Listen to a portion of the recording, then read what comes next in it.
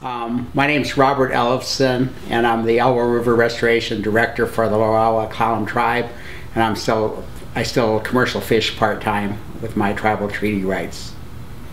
I started fishing in 1979. I bought my first fishing boat and have commercial fished either part-time or full-time since 1979. And my immediate family, my daughter fishes. She's an Upper Skagit member, so she does the crab and the river fishery with her family at Skagit. And my son is an Elwha tribal member, and he has 2 fishing boats. And he participates in the sea cucumber fishery, the sea urchin fishery, the gooey duck fishery, and the crab, and he's going to start participating in the shrimp fishery. I've been working with my degrees and my experience working in fisheries. I graduated in 1976 with degrees in biology and physics from Western Washington University. I've noticed that all of our actions to preserve the fisheries have been efforts to slow down the impacts. They haven't been to stop the impacts or reverse the impacts.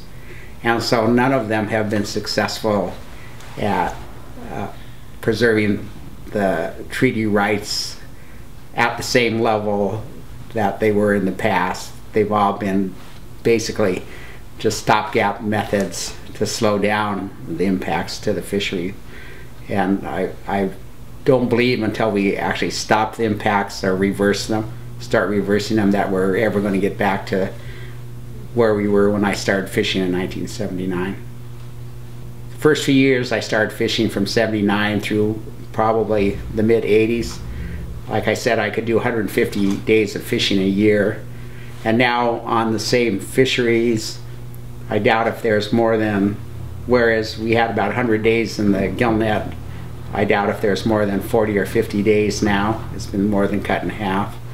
And then the winter troll, the numbers have been cut down to be a lot less than they were during those years. We could fish basically every day during the winter when I first started. I know as far as the salmon are concerned, I do not recall a time between 1979 and now where you've seen the runs improve.